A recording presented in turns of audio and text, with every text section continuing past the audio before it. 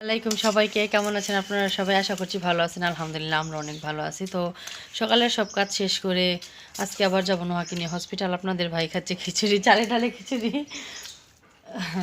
ও নাস্তা খাওয়ার পরেই আমরা চলে যাব। তো যাওয়ার আগে আমি ভাবতেছি আজকে রান্না কিছু কমপ্লিট করে যাব, কারণ ওই দিন রান্না করে যাইনি, আসার পর অনেক ঝামেলা হয়ে গেছিলো। চলে যাচ্ছে আপনাদের ভাই বাজারে, আমাদের দোকানে। তার আর কি চিন্তা আসে, তো তার সংসারের সব দায়িত্ব আমার উপরে দিয়ে চলে যায় নিশ্চিন্তে। এখন কোথাও যাওয়ার আগে আমাদের মেয়ে মানুষের বড় চিন্তা কি রান্না করব, যদি রান্না না করে যায় আসার পরে চিন্তা কি রান্না করব। তো এখন আমি যেহেতু কোথাও যাব, এত ভারী কিছু রান্না করব না, সিম্পল কিছুই রান্না করব। এখানে উস্তাভাজি নিয়েছি ছোটো মাছ দিয়ে টমেটোর ঝোল, আর মেয়ের জন্য 2 পিস মাছ নিয়েছি, ভুনা করব। উস্তাভাজিটা প্রথমে করে নিচ্ছি, এটা সাদা ভাজি করব।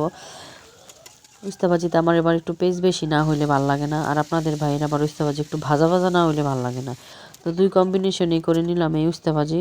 তারপর মেয়ের জন্য এই যে মাছ হলুদ মরিচ লবণ দিয়ে মাখিয়ে নিয়েছি। আমি আবার মাছ মাখার সময় মরিচও দিই, অনেকে আবার শুধু হলুদ আর লবণ দিয়ে মাখাই, কিন্তু আমি হলুদ মরিচ দিয়ে তারপরেই মাখাই, তাহলে মাছের ভাজার পর কালারটা অনেক সুন্দর আসে।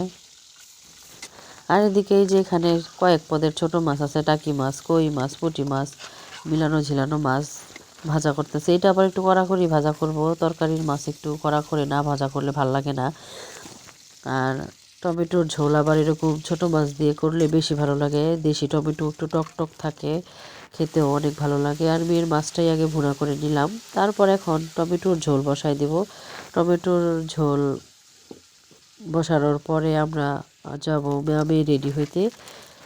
ঝোল ফুটতে ফুটতে আমরা রেডি হয়ে যাব, তারপর বেরিয়ে যাব হসপিটালের উদ্দেশ্যে। এদিকে টমেটো দিয়ে আবার মেয়ের একটা ডিম সিদ্ধ করে দিছি। মেয়ে আবার ডিমের সাদা অংশ খায়, কুসুম খায় না।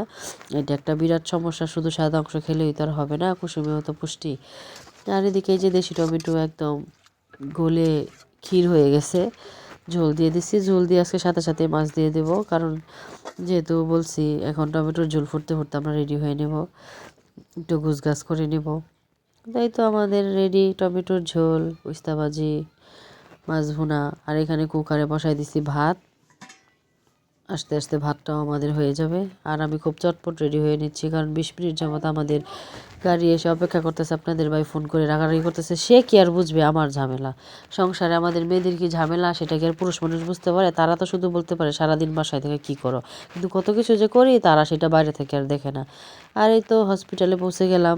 যাওয়ার পর মেয়ের ওই দিনের টেস্ট দিছি, ওই টেস্টের রিপোর্টগুলো উঠাই নিলাম। উঠানোর পর বসে আছে হসপিটালে ডাক্তারের অপেক্ষায়, সিরিয়াল নিয়েছি।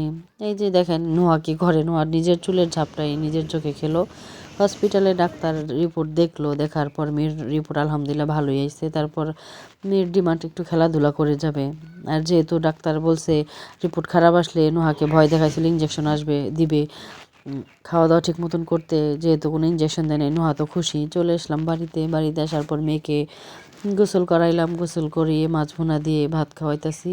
ওরে আবার এখনও ভাত খাওয়াই দিতে হয়, নিজে নিজেও খেতে পারে না, আর আমিও দিই না।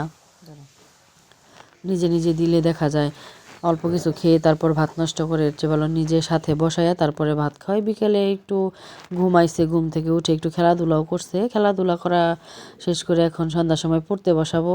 তো ডাক্তার বলছে যে সিদ্ধ ডিমের কুসুম যদি না খায় তাহলে ভাজা করে দিবেন। ভাজাও তার ভালো লাগে না, তাই সে টমেটো কেচাপ দিয়ে ডিম খাইতেছে। ডিম খাওয়ার পরে একটু পড়তে বসবে, লেখাপড়াটা খুব দরকার এই বয়সে। এই তো এখানে নোহা লিখতেছে, এতে অ্যাপেল, অ্যাপেল অর্থ আপেল। আর নোহা পড়তে পড়তে নোহার টেবিলের কাছে চলে আসছে একটা প্রজাপতি, ছোট্ট একটা প্রজাপতি। তো আজকের ভিডিও আমাদের প্রজাপতি দেখতে দেখতে শেষ করলাম। ভিডিও ভালো লাগলো অবশ্যই লাইক কমেন্ট শেয়ার সাবস্ক্রাইব।